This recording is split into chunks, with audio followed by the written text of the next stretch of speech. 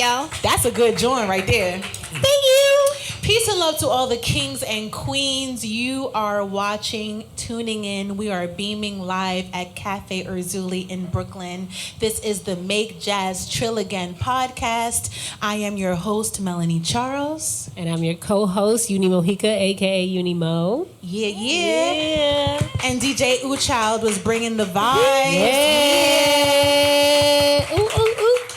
This is going to be going live on all podcast platforms in November, around when that single will officially drop for the people. But y'all was lucky. Y'all got the preview tonight. Y'all heard it first. Y'all are first. Oh my God. I just want to really welcome you into the force that is Miss Satar'ra Troutman. Okay? An incredible musician, vocalist, songwriter, producer, spiritual leader, healer, okay? We met a few years ago in LA, yeah. We were both like straight, fresh out of college, I think. And you were so cool. I was like, oh my God, she's so cool. I need to know her. And you were so sweet and so like demure and like shy and like helpful and bright-eyed, and to see you now as this like lioness, hear me roar, with this single and all of the beautiful work that you've been doing, it really is refreshing. So make some noise for Satar'ra Troutman. Thank you all so much, and thank you, Mel, and thank you, Yunie, and thank you, DJ Oochild. I'm so excited to be here with y'all.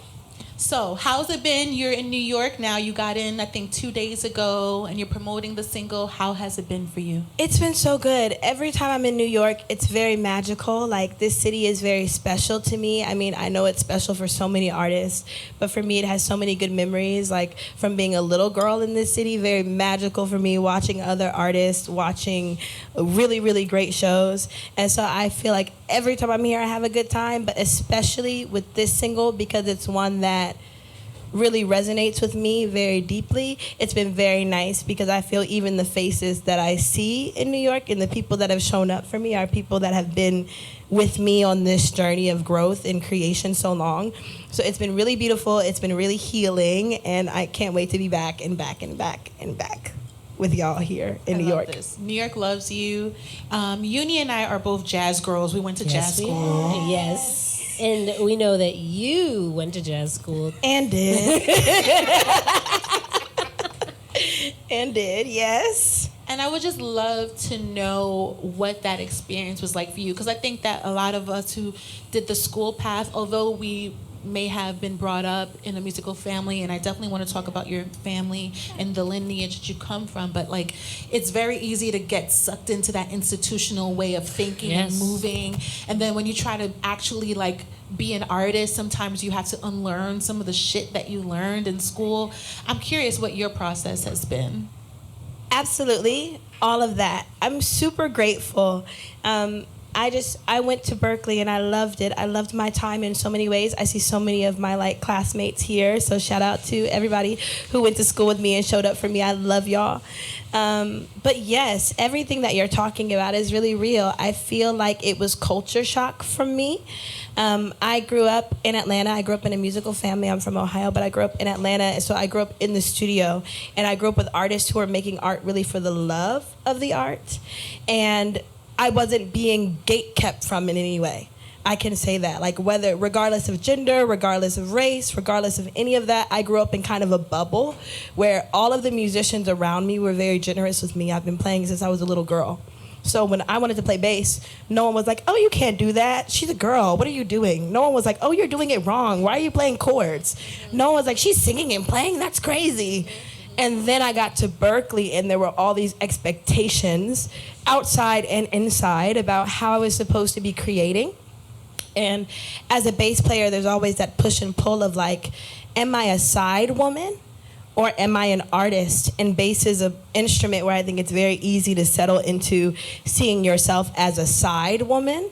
And I was running into a lot of resistance in the world because I would go do shows and I would go do tours with people. I would do things while I was in college. And it took a lot of mentors and elders to be like, Satar'ra, you're not a side woman. Like, I don't know what it is. I don't know what you need to work through. I don't know what feelings you got in your gut, but you're not a side woman, so you need to take your time and figure out how you're going to turn this into your career and centering yourself. So it was definitely like a living and learning process. Of course, we had all of the isms that you find at institutions everywhere. Nowhere is perfect. So I dealt with that as a woman, and as a black woman in any type of space, you definitely deal with people in situations where you don't feel you're being held in a certain way. But in a lot of ways, it's a microcosm for what we walk into in the world, just hyper focused, if that makes sense. Everyone is there. Everyone good is there. Everyone bad is there. Everything is in one bubble. So it's definitely been, since graduating, like an unlearning and a relearning of myself. I wouldn't trade it because I have so many people in my life now that I didn't have before. I have so many skills that I've learned from playing different types of music, whether that's jazz, whether that's Latin, whether that's soul, whether that's R&B, any of those things. But it was definitely taking all of that with me and then still having the courage to go home and go back into my world, post that and go, who are you and what do you want to say? And to feel good in that and to feel that it was valid. And to feel, I mean, I know y'all know jazz school, to feel like I don't need to be the most chopsy bass player, baby. I have feel and no shade to chops. That's right. Because I will shed. And when you see me up, like, don't say nothing to me. However, real, you know, when you see me up there with the bebop, don't say nothing to me. I'm gonna be 75. I might be 75 before I'm swinging, but we're gonna be swinging that thing. Amen. It just wasn't at Berkeley, and it wasn't at Berkeley, and that was hard for me. You know, I'm with all these like bass players. They're players. And I think being around other bass players where it's like, oh, that's your one and only love. Like where they say, my one true love is the bass. My one true love is being an artist, and my one true love is being a songwriter. Bass is the medium through which I can articulate that best. But it took me a while to sit in that artist seat and go, you don't have to follow the rules. Who cares if you're the best bass player? Who cares? Does it feel good and does it sound good? And there's that imposter syndrome because now I'm looking at people who can't play at all, and I'm like, you was confident though. Right. I need that. It's interesting because Yunie and I, we just did a residency at Skidmore 2 weeks ago, and so we were talking to students in the same place of where you're talking about in that time, and it's interesting because I always thought that Berkeley was the school that produced artists. Like in the industry, Yes, it seems like that was all that the like dope standard. people are like Berkeley people. And that Berkeley was one of the schools that was more open to genre collaboration. Yes. It was the most collaborative program from at least the seats that we stood from looking in. So to hear that perspective that also existed in Berkeley is so interesting. It's interesting. I guess there's like levels to this, and it really, no one can tell you what it is that your art needs to feel like and sound like. It really is your personal journey. I keep saying lately that I wish that in my education process that they told me that being a good musician wasn't enough. Honey, somebody say that. You know, because they were focusing on being in the practice room and doing your scales. Yeah. And that's important. You need to have that language and that freedom. But at the end of the day, what's going to get people listening to your music is your truth and your honesty. And I feel like you've managed to like figure that out in your art, especially the way that you're infusing your spiritual practice. And I really want to talk about that too. So is that, I didn't really get your consent for you to talk about this. Are you open to talk a bit about the work that you do? Everywhere in my life we're talking about it, yes. I don't mind. It's a part of who I am. So yes, the spirituality piece came back into my music, which I'm grateful for. So I'm a priestess and I'm a conjure practitioner. So conjure is Black American spiritual practice. If you got a granny, you got an auntie, you got a big daddy, you got a cousin, you got a uncle, somebody really from the South who understands the way that Black American people have preserved the African roots of their spiritual systems, you will find conjure. You'll find low country conjure, Mississippi conjure. It's regional, right? So I come from many different regions and lineages in the South, and that was always something that was a part of my upbringing, seeing, understanding, and engaging with spirit in a particular way. I never thought that it was going to be a part of my professional work at all. It wasn't my intention. A lot of people who know me from undergrad, no one was surprised. I thought everyone was going to be like, what? And no one was surprised. They were like, they're looking at me now like, girl, we were not surprised. When I met you in LA, I wouldn't have known. Yeah. But maybe it was also the space that we were in. We were in like a studio, and it was a little dry, so maybe I didn't get to connect in that way with you. But once you like unleashed, I was like, oh, word. God, and it's so funny to hear that perspective, because I always make the joke, like at Berklee and just in general in the music industry, I was in the broom closet. We've all been in closets of all sorts, but I was certainly in the like spiritual girly closet. I am not somebody that wanted to be known for being so spiritual or being so psychic. No shade to the love and light girlies. I love you. We need you. But I didn't feel like anybody's spiritual leader or healer or priestess. And now I'm an initiated priestess. I did not think that was going to be my journey. So when you met me, I think I was trying very hard not to be. Woo! There we go. Hold on, I'm just gonna hold it like this. Okay. We wanna switch? Okay. I think I tried very hard not to be perceived that way. I tried very, very hard not to be seen in that regard, because I honestly thought it was going to be a hindrance to me. I grew up in Atlanta. Atlanta is the Bible Belt. And there are many musicians that I love and respect and that I wanted to work with who I knew wouldn't necessarily, or I assumed, and some of those assumptions were correct and some of them were wrong. Because at the end of the day, you'd be surprised how far good music and being a good person will take you.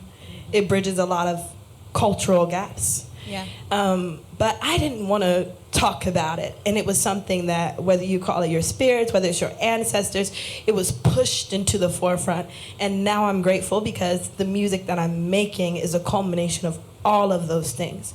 It's a culmination of who I am as a woman, who I am as a priestess, who I am as a child of my ancestors and the lineage that I come from, as a black woman, as a child of the blues, as a student of the blues, because I think what I really got from jazz more than anything is a love and a respect for Black American music and what we preserved and what we do.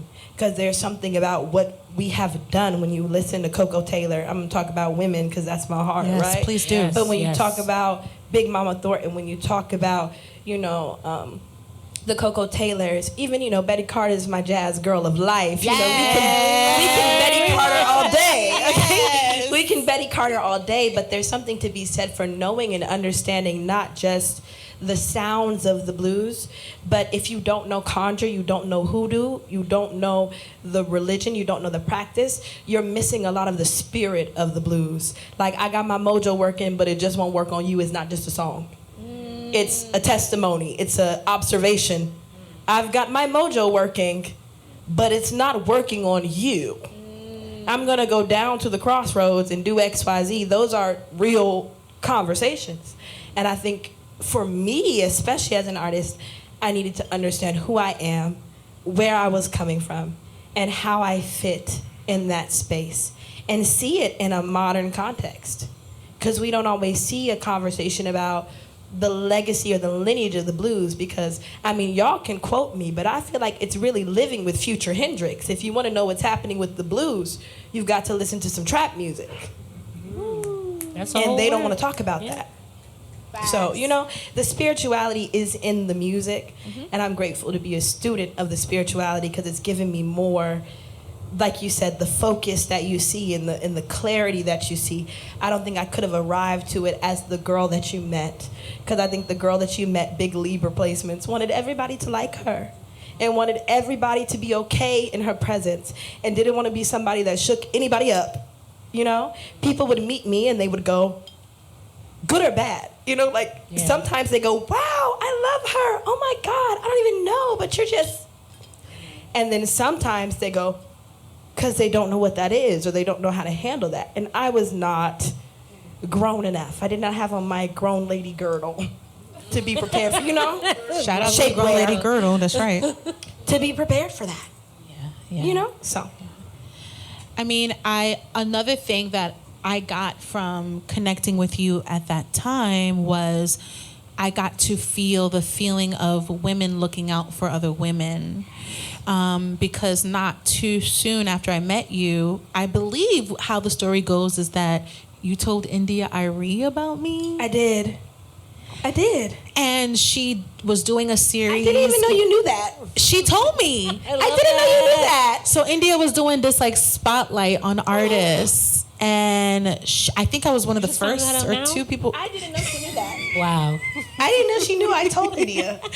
And she like found, to me, I thought she just found me out of the blue, and she shared my music, and she was just like, these are artists that I want to spotlight because they're amazing. And I was like, how did you find out about me? And she was like, Satar'ra. And that meant like, that has stayed with me. It's been like at least 4 or 5 years, but like in my spirit, in my heart, in my mind, I'm like, Satar'ra's a real one. She be looking out, and I'm so grateful to share space with women like that. Yunie is someone that's been someone like that to me in my life. Love you, Mel. I love you, Yunie. Love you too.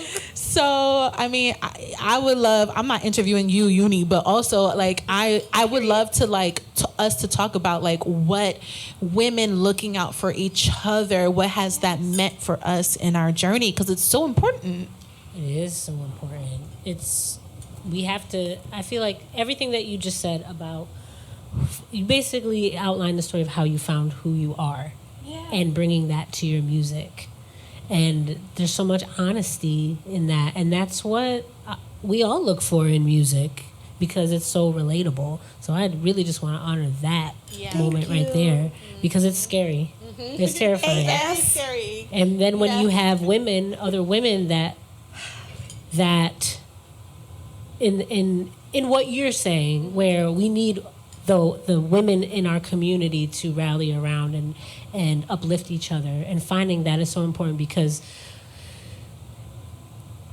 being an artist brings that honesty. It's terrifying, and you know, as Erykah Badu says, I'm an artist and I'm sensitive about my shit. Amen. Right? That's why we're sensitive about our shit. Yeah. But having people like yourself, Satar'ra, and Melanie, where you guys are all very honest, that honesty attracts honesty, in my opinion. Hell yeah.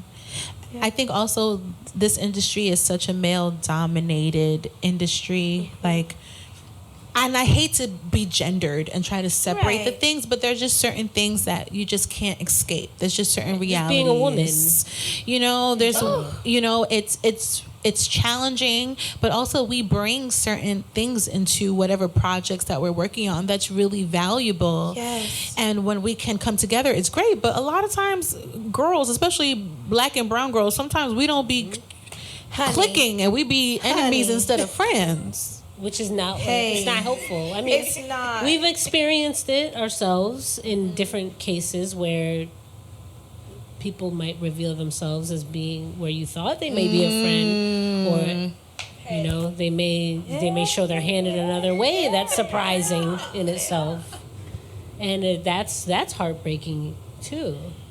Yes, it is. First of all, I'm so grateful for you. I did not know that India told you that. I was not anticipating her telling you that. How do you even know her? Like, what's the backstory of that? Okay, so shout out, if y'all watch this podcast, to my family. So my godmother who's also my cousin, Satar'ra Troutman, is very influential in music. She's in culture in general. She's super dope. Raised me, and she had a lot of artists coming out of Atlanta. She went to Spelman, and she was running a small label at the time. So I was born in Ohio, and my mother was a single mom, and we moved to Atlanta because she wanted to be more around community. And it was the early 2000s, and you could make a lot of money doing black hair in Atlanta. My mother was making good money doing hair and doing beauty and working. So that's why your hair is laid. Yes. Period. Because she was a hustler and she did hair and makeup and everything. So I got to be backstage at so many shows, primarily India's, because India was working very closely with the NASA. So the first person who put a bass in my hand, who also co-produced this record with me, shout out to Kari Simmons, a phenomenal bass player, a wonderful man, and just a phenomenal person. I saw him playing bass for India in a rehearsal as a little girl. Wow. And India is so influential for me, not necessarily because we make the same type of music, because it was the first time in my life that I saw a black woman on the stage owning her space and telling her stories and being supported by people in such a way that made it tangible and touchable for me. And so when I talk about those spaces, especially in my early youth, where I feel there wasn't a lot of gatekeeping and there wasn't a lot of negativity, I can certainly attribute that to the people in India's camp and the people who supported me, not just India herself, but everyone around her and everybody that helped mobilize the musicians, the guitar players, the engineers, the people that other people may have just overlooked were influential pieces of my growth. So I've known her since I was tiny, like since I was a tiny tot. I want to say I played her guitar when I was like 5. Like the people, India, shout out to Anthony David, shout out to Donnie. If you haven't heard the record, The Colored Section, like these are the people in my collective community, right? My collective family that raised me and shaped me into the artist that I am now. So that group of people have always been an influential part of my story, and they show me a lot about what musicianship is. Whether it's fame, whether it's stages, whether it's lights, that's one thing. But to be around people who have a love for the music, and that was really the spirit that I shared your music with, right? Like I met you and you were so dope. Okay, Mel was so cool. She was performing. We were fresh out of school. I think you were just like maybe a year older than me. So I think I was still in school or about to graduate. And she was just so cool, and she was singing, she was playing flute, and she was pressing the things with the MPC, and I was like, this is the baddest bitch ever. And it was a music technology event. I was teaching Ableton to girls. I was working with Aaron Barrow, who runs Beats by Girls, and we were going into different cities and setting up Ableton programs so that girls could have access to production and music technology. And you were the performer. And again, in music tech, we don't always see a lot of black women. Like we said, we talk about gendered things, but especially in the space of production and especially in the place of technology and wanting to engage with the technology. People act like that's not something that women want to do, and especially black women. So when I saw you doing your thing, it was almost like another mini moment of that when I saw India. Like there are women I look to and I see them doing something that inspires me, and whether they're my peers or they're older than me, that's how it was. I was like, this girl is super dope and she's super honest. Like she's doing her thing. She's doing her thing her way. And so it just resonated with me. It wasn't some type of like contrived thing. I think we were having a conversation talking about music, and I was like, you should check out this girl. But I'm always sharing your music. What? I play it in the car. I play it at the house. Like, I'm always sharing it. So I appreciate you so much for that. And, at that time, I was couch surfing. I was doing my LA thing, and I was like, I'm going to make it big in LA. I was like busking on Hollywood Boulevard with my guitar. I didn't even tell you about this era. Never told me about I know. I was busking with my little I would guitar. have put some tips in there. What? You know what? One day when I was that. What year was that? Oh God. Okay. What is time? Right. I graduated Berkeley 2017 from Valencia. So let's say 2015. Okay, and I was busking like 24, like before, like leading up to that. Okay, so I want to say I met you 2014, 2015, because I was still in undergrad. Like I was a student working. So I was working. Erin was one of my professors, and then she reached out to me and said, would you like to come help set up these programs? Because she saw I had a love for Ableton and I had a love for working with girls. Shout out to Erin. Shout out to her for that. dope. Because the work that she's doing is very dope. It is. And so I was setting up those programs, working with girls, so that had to be 2014, 2015. And I was busking on Hollywood Boulevard so I had like 3 songs though, because I'm not that good on guitar, y'all. I can't do all the instruments, child, but I could do enough chords for my 3 songs. And when you busking, like people are walking by, so like that's it. That's the repertoire. That's the set. 3 songs. Not 3. So I used to do Amy Winehouse, Lauryn Hill covers, and then an original. And I had stacked up like $50. Like it was cute. And in my mind, I was like, oh, let it stack up so people could see that it's a worth it investment. Everyone else is putting money. Let me put money. Big mistake. Homeless man ran up, grabbed my money, ran off. Y'all, I cried. I was so hurt. Oh my God. So now I learned people don't need to see the investment. Horrible. They don't need to know, Chad. Right. They don't need to know. They need to know how much money you got. I should have been putting in my pocket each time. So that was a little story of my busking. So all the while, so even more of why meeting you that day just felt like a really safe space.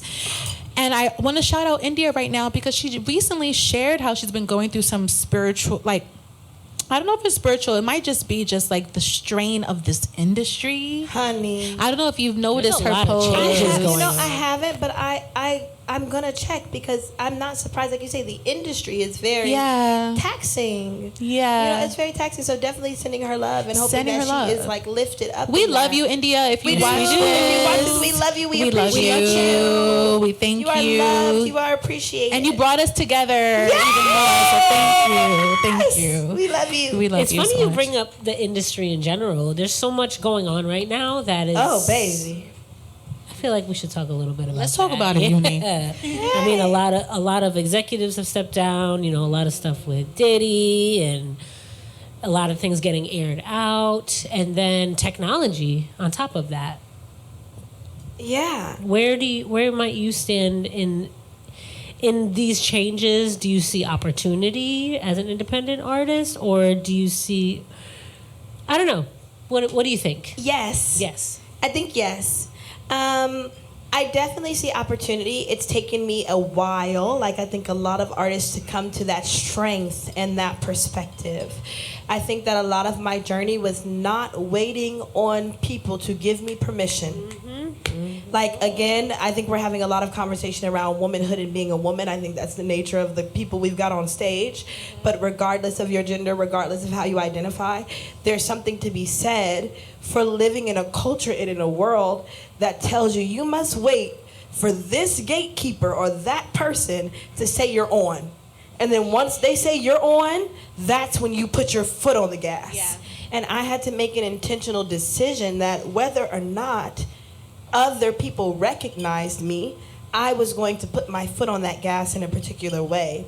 That's my first piece as an independent artist, is like not waiting for someone to see you or validate you, because a lot of those people are late. The other thing I will say is, in my journey, like I said, I went to Berkeley, and there were years, I won't say years that I was not making music, because I've always been making music, and I'm grateful for that. However, there were years, especially whether it be my spiritual work, whether it be what happened with the pandemic, where other areas of my life took center stage, and I had a lot of questions, whether that be spiritually, and a lot of sadness, like, well, why not me? Why not now? Why am I not in those rooms? Why am I not here, right? When I'm working hard, like you say, being a good artist is not enough. Being the best is not enough. Practicing very hard is not enough. And really being young, like when you say you met me and I was very bright-eyed and bushy-tailed, because I love music. I cannot say that I have grown to have stamina for business. And I have grown to have a sharpness in business, and I'm grateful for that, because that came with maturity. But I love, and my heart is with the music. And it took me a long time with the things that we're seeing revealed today to realize that a lot of the people that wanted to engage with me, or who I thought wanted to engage with me, did not want to engage with me for the music. And that it was probably better.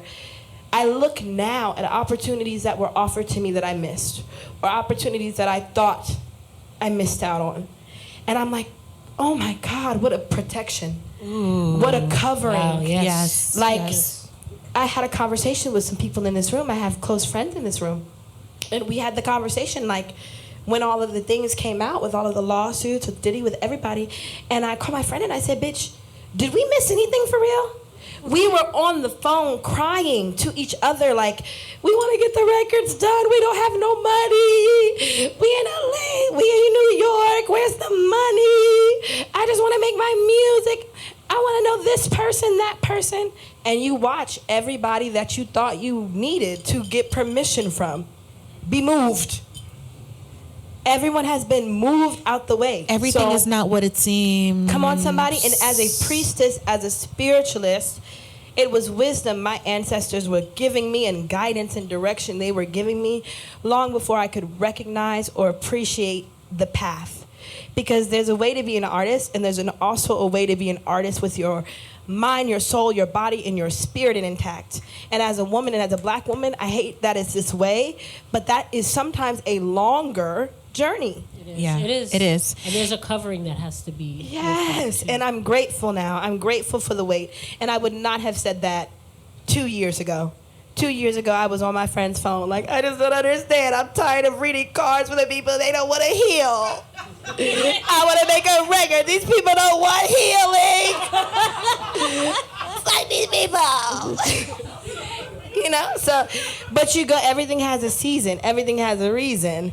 And with the stuff that's come out now, I'm very you need to be in the house. I love how, like, you also are not lazy with the process, because you've had access to a lot of things that you could have used clout to get to where you are as an artist.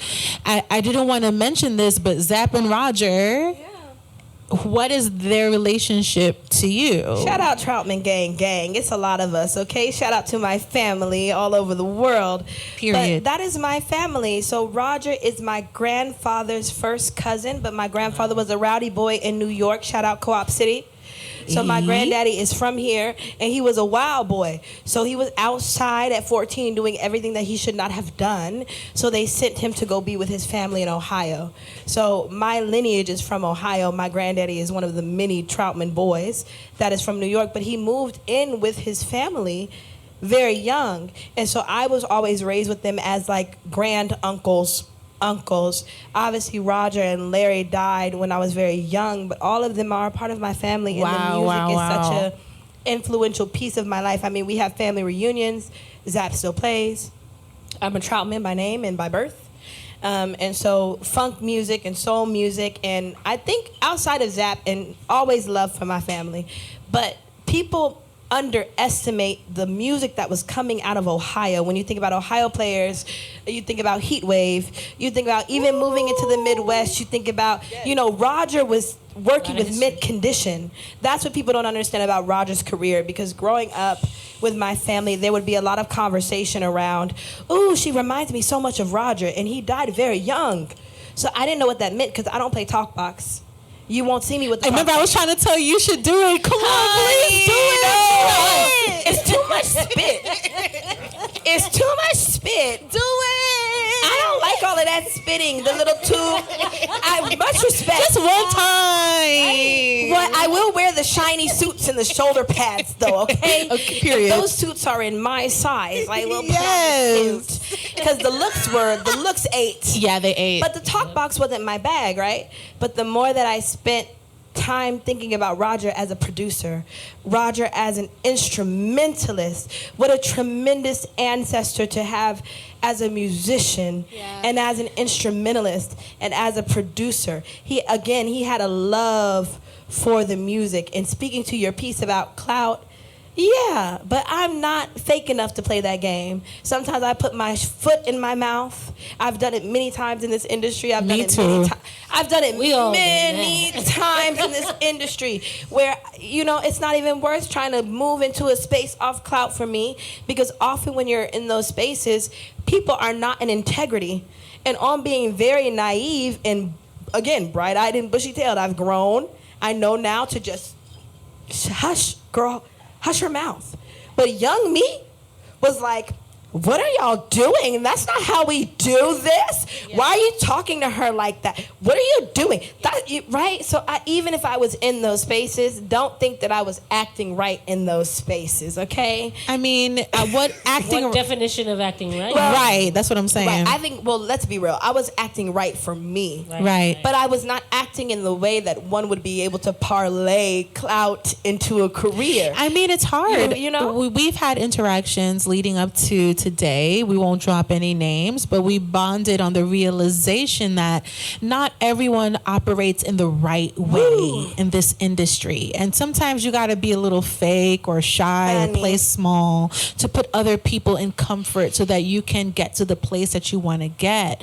And that's another reason why I appreciate Yunie, because Yunie has been on the business side for so many years. A long time. So Yunie knows how to navigate the PayPal that maybe don't act right. It's still a mystery sometimes. Because I'm constantly in spaces where I'm like, or I'll be like, I might say, like, in your case, I might say something in a naive way because I've never been in that space before. Yeah. And might feel weird or awkward, or I might not know how to show up. But sometimes it's like I was talking to my brother the other day. Everybody's weird. Shout out to AF. Yes. Some people just show it. Yeah.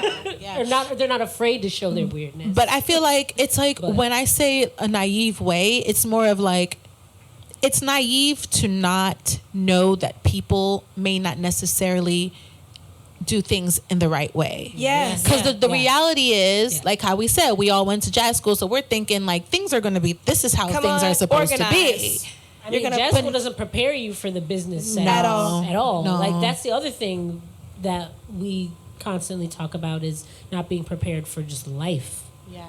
And in general. And knowing how to finesse things. Yeah, because I did not learn that from school. Right. I learned that from finessers. Shout out to being from Atlanta. I learned that from real hustlers, real outside people who were like, and from other, street smart. Yeah. And other musicians. Like, again, on the conversation that we had earlier this week, like, Mel has kept me just this week from calling people and lighting them a fire, lighting them up. I was on Melanie's phone like, look, now I'm having this conversation with you because I probably shouldn't have it with anyone else.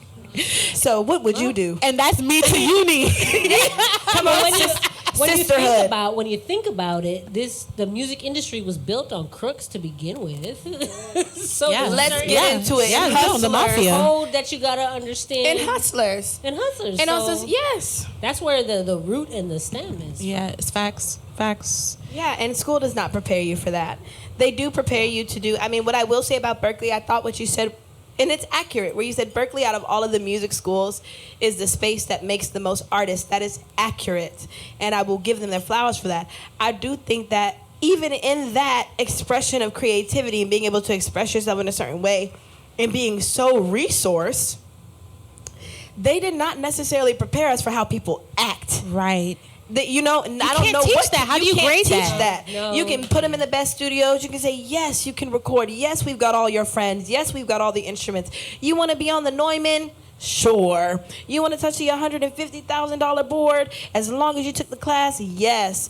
They don't prepare you for what happens when you go out of those systems. And now people are looking at you like, I don't trust you to touch that board. What do you know about that board? You want to record with me? You're not prepared for that. Not prepared for that. I want to shift to our Trill Trivia. We're going to put you on the spot in a few minutes, okay? Oh my God, I didn't know this was going to happen. We do Trill Trivia every time. Time. But before we go to Trill Trivia, I just want to talk a little bit about what it's like being a musician playing with people in the industry. So backstory, our mutual friend Raynell Frazier is a great trombonist, and we did an industry gig. We played with Jesse Smollett. Yes, a few years ago, before he did the thing. Before the thing. He did it right before. Oh my God. No way. Yeah. And then like a few weeks before that, I did SNL with SZN. Okay. Yeah. And like, but playing with people in those kinds of settings is a very specific thing. And I noticed that you've done a few of those like pop industry gigs. Can you talk a little bit about what happens to the artist when they go into a space where they're supporting someone else's thing? Like, what is that like for you? I'm curious. I want to know the tea. Oh my goodness. Okay, well, let me tell you, it's where I learned I wasn't a sideman. Ooh. And I wanted to be, and it wasn't a realization that came to me, because not to toot my own horn, but like I said, I love music. There are so many records that I have written for other artists. There are so many records that I've played on.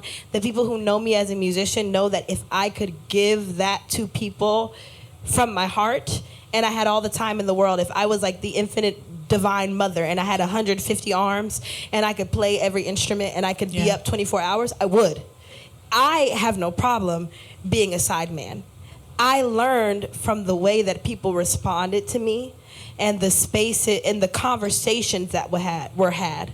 I won't name the artist, but I played with the artist. I so want the people to know the artist, though. I mean, which one? I guess his name will choose one. Adam? Yeah, he was great. So Adam's wonderful. Like Adam who? Adam Lambert. Okay, so Adam Lambert is phenomenal. A fantastic singer. He sounds like the record. Like, just on musician things, I'm going to say that first. Okay. That is somebody who, when you hear them in rehearsal, sounds like the record. That's dope. He replaced Freddie Mercury in Queen, which is no easy task. To like, who's touching Freddie Mercury? So we have to always give him his respect for that. And on spiritual things, you want to watch somebody bring their life into fruition. I want to say when he auditioned for American Idol, he sang a Queen song. And now he is on tour as the front man of Queen. Wow. So just watching somebody live and fulfill their destiny as an artist is amazing, along with all the records that he's done. So I played with Adam. It was phenomenal. But yeah, industry is very nuanced. There are so many other people besides the artists making those decisions. And I think that when you're independent, you have that level of control. You also have the labor. It's no easy task to be independent. And even if you're independent and you run a team, and even if you're signed, you know, you're always trading assistance for control. You know, you're trading, I need this help. I need you to do this job. Yeah. But also, I may no longer be able to be in the place where I get to control every way that someone is engaged with, every conversation that is had, who gets hired, who gets fired, who gets paid what. Yeah, you have to release power a lot. Yeah. But when I was playing with Adam, we did American Idol, Good Morning America, a bunch of press slots. And we did 2 music videos. So if y'all want to see me look cute and play bass in like a frilly outfit, I'm in the music video for Coming In Hot. I love that. Yeah, and it was the perfect record for me to play like bass for that, because it's very funk inspired. It was very my vibes, very Prince. I'm a Prince girl from now to. I had a feeling you were Prince. That I love Prince? Oh, I'm a Prince girl. Honey, down, deep cuts. Okay, that's my love of my life. What, forever. Oh, the purple one. But yeah, it was very good. I also learned that I wasn't a sideman. There was a time that we were on set, and I remember, and again, on not being naive. I'm not a clout machine. I wish I was. I probably would be in a very different place if I was able to see how people see me. Because now looking back, I'm like, y'all saw me and y'all saw dollar signs, check, check, bling, bling. Y'all said that girl is that girl. But I was like, oh my God, I'm here. Yes. Oh my God, the sun is shining. Wow. Yes. And I have my bass in my hand. Like, I was not thinking about dollar bills. But there was a time that I was on set and there were so many industry people. And the comment was, she looks so good on camera. She looks so good. Everything she does. Too good. Come on. And so there are several gigs that I've played with artists, not just Adam, but several gigs that I've played where you go, oh, I'm not a sideman. I have made it to the final round of audition. You know, shout out Berkeley. We're always doing audition for artists, and oftentimes labels, when they want players, will call all of the music schools, especially Berkeley, and go, we're gonna hold a private audition. We didn't have that at New School, child. Hey, I wish. Child. It's okay because we had it, but it wasn't for me. It was for random white men in black T-shirts. Ooh. It was for white men in black shirts and black pants. That's who the music MIB. It was for white men in black shirts. and black shirts and black pants. That's who got the gig, and they could play. Right. I'm never gonna, because I'm with some of the best players in the world, so it's not about that. But there was a time in undergrad where I made it to the final round of one of these like very industry auditions, and then they picked a white dude in black shirt and black pants. And it was maybe like the fourth time that this had happened to me. Like I made it all the way to the last little section. There were just maybe 2-3 bass players, and then they're like, "Oh, we're sorry, but we decided to go with this person." And I just knew I was giving the performance of my life, which is like, "Duh, girl, you shouldn't have been. You was doing too should have much. wore black pants, black shirt." Oh, suddenly it makes sense. Now it makes sense. But if you're an artist, you don't think like that. That was part of my problem. I can admit that now, looking back at the gigs I did. I look at some of the outfits I picked. I look at some of the fits I put on, and I said, "You were never going to be anybody's sequence girl, pink, fuchsia, fluorescent." You just brought me back to, I remember we had a big band concert and everyone was wearing black and I chose to wear a pink blazer. You see what I'm saying? I was like, what? That was not the assignment. At all. That was the artist in you just like Yes. screaming out. Jumping out. And so I made it to the final round of that audition, and I didn't get it. And I could not hold my tongue anymore. So I sent an email, and you know me, I'm CC, everybody. I'm the chair of the department, everybody who I saw, who I knew in there. I'm putting you on this email. And it was a very respectful email, but I was like, "Hi, I'm wondering if y'all have any feedback for me, because I really feel I did my best. It's great. And I would love to know if there's any critique, any feedback, anything that you can offer me. Like, I respect your decision greatly, but what could I have done differently?" And like I said, sometimes you gotta know, I make this joke, and I'm like, if you're a leopard, you can't pretend that you're a minnow or a fish. You have to know you have claws. And at the time, I did not recognize that. So a lot of people, and the people are gaslighters. So when you stand up for yourself, I didn't realize how many grown people were gonna be afraid of me. Grown people did not want to have that conversation with me, because even though the conversation was respectful, they knew it wasn't just, and they knew the decision that was made wasn't fair. Yeah. It wasn't based off musicality. It wasn't based off of who gave the best show. It was based off politics. And there was only one person who was honest enough to say that to me, and I won't name her here because she gave me some information that I think she wouldn't want to be named. But she was a professor who was running that audition, and she was the only person who took me to lunch. A woman. She was not a black woman, white woman. But shout out to women in the music industry for being real, because she taught at Berkeley. She was notoriously tough on songwriters and on artists. She was notoriously like a hard ass. And she took me to lunch, and she said, "Satar'ra, I'm going to be real with you. I'm the one who made the decision, because that is my artist." She said, "And you were more interesting to watch on stage than my artist." Yes. And that will always be a liability. Whoa. She was the person who sat with me and said, "You are an artist. And I don't know what you're going through. I don't know what you need. I don't know if people aren't supporting you. But you are not going to be successful if you try to be a sideman. People are always going to tell you you're too much. They're always going to tell you no." Yeah. And it's not because you're not good enough. It's because when I get on that stage and I put my artist, and no shade to the artist, but this was 2012, 2013, so they wanted like another Lorde. So she was a white girl. It was very moody. It was very dark synth pop. She wasn't giving us a lot in terms of stage performance. It just wasn't my world. So I immediately got what she was saying, which is like a white dude in black shirt, black pants. Was more fitting for the situation. Yes, and that there were going to be so many opportunities that did not fit me because of what was required for the role, which is that you play your instrument and you look a certain way, and that way does not capture a lot of attention.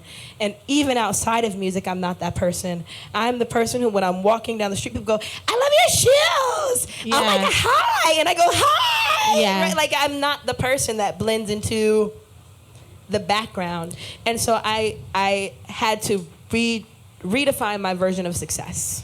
Thank you for sharing that perspective. And for anyone that's listening, hopefully that inspires you to know that just because you're not chosen for a certain thing doesn't mean that you're not that girl, you're not that dude. It just means that you are not the right fit for that situation. Yes. And there's bigger and better for you. So hopefully we walk away with that. But I think, Yunie, I think we're ready for some trill trivia. Oh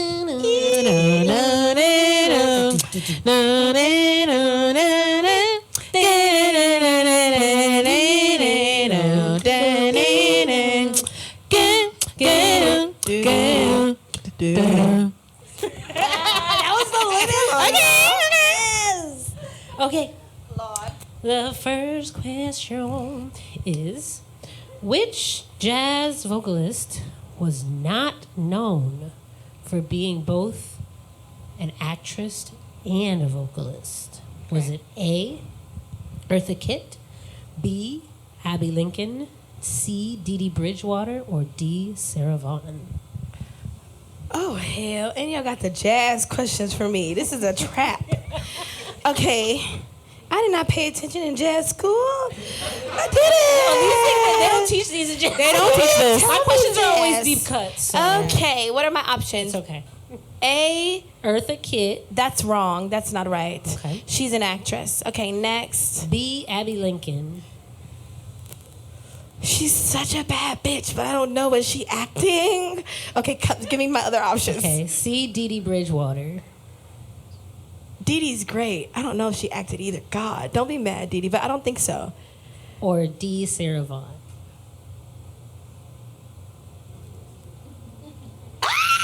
It's a hard. This is hard. That's Okay, fine. I'm going to go with Dee Dee. Am I wrong? She acted, right? I'm sorry, Broadway. Dee Dee did Broadway. Oh, Dee Dee- shit, Dee we're Dee was in the counting Wiz. Broadway. She was in the She was in the Wiz. Wiz. We're counting Broadway. in the Wiz. I'm thinking movies. So we're, okay. I'm we're gonna give you counting another Broadway. chance. Okay, so no. If we're I'll counting give Broadway. you the backgrounds on all Okay, the- Sarah Vaughan? No? Ding, ding, ding, ding, ding. Yeah. Okay, I'm like, if we're counting Broadway, then Yes. Okay. So Abby Lincoln was in Yes. Mo Better Blues. Yes. Eartha Kitt, I mean, she was Catwoman Yeah. in Batman. And yeah, and Dee Dee Bridgewater was in The Wiz. Okay. That's a good one, Yunie. I like that Honey. question. That was fun. Okay, number 2. Question number 2. What are the names of the 4 women in Nina Simone's song 4 Women?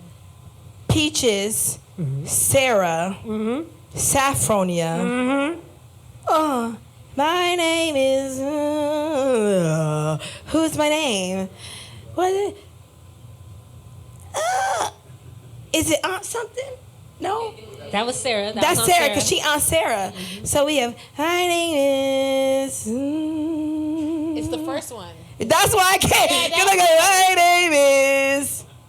Oh, God, Sarah, Peaches, Saffronia. God, what is that? Right there. I don't know what is Damn, it. Yunie, there's no multiple choices for this one? No, there's not. Oh my, I'm gonna be so mad if I don't say it. The lyrical challenge. I know. My name, hair is on. Dang.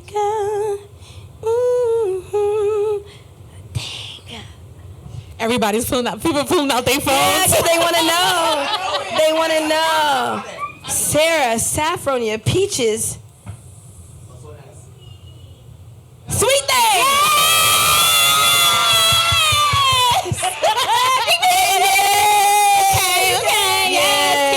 Yes. Period. Yes. Sweet thing was the baddie. Yes. Sweet thing was doing that thing. Yes. I should have remembered her because I arranged that at Berkeley.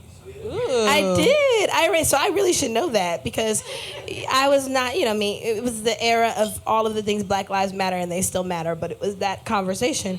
And so I had a conversation with the administration and we produced I want to say 5 videos that were specifically featuring Black artists and musicians from the college. Love that. And that was one of them. And I played bass. And so I heard that song so many times, I really should know it. That's a potent song. Good one, Honey. Yunie. Come on. That was a good Trill question. trivia. Taking me back. So that was my jazz trivia. Yeah, that was There's good. There's one more. One more. Wait, that was our third one? Third That was question? the second one. Okay, so far, 10 points. 5 points each. So that's 10 points. Okay. Do I get a prize? Yes, you do. I don't know what it is, but yeah, you get a prize. Is it your love and affection? Oh, you already got that. Okay. Okay. Which guitar player was sampled in the Q-Tip song "Let's Ride"? So,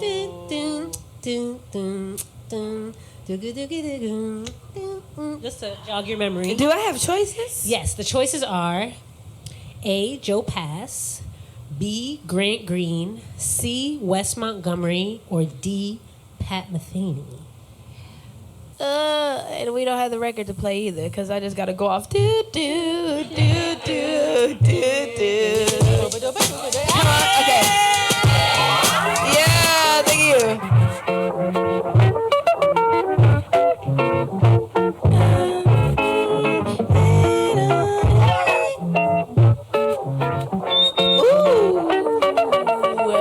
Okay. Want a hint?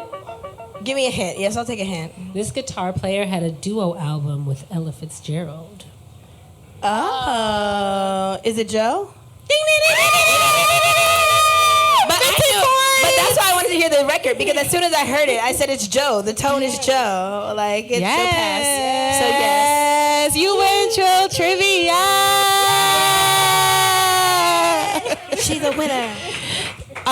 This has been such a beautiful conversation. If you're listening to this now, Japanese whiskey was probably just released. Pre-save. Okay, so I'm dropping it on November 1st.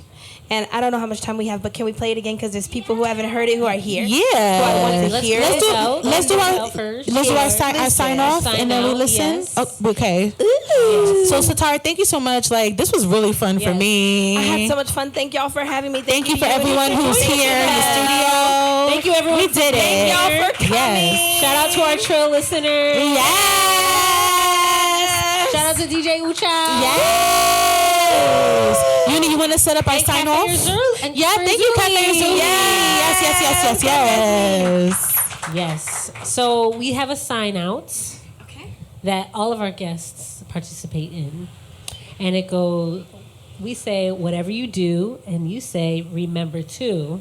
Okay. And then we collectively say, make jazz trill again. And y'all got to say it too. Period. You got it? Yeah. Whatever you do, Remember to Make jazz.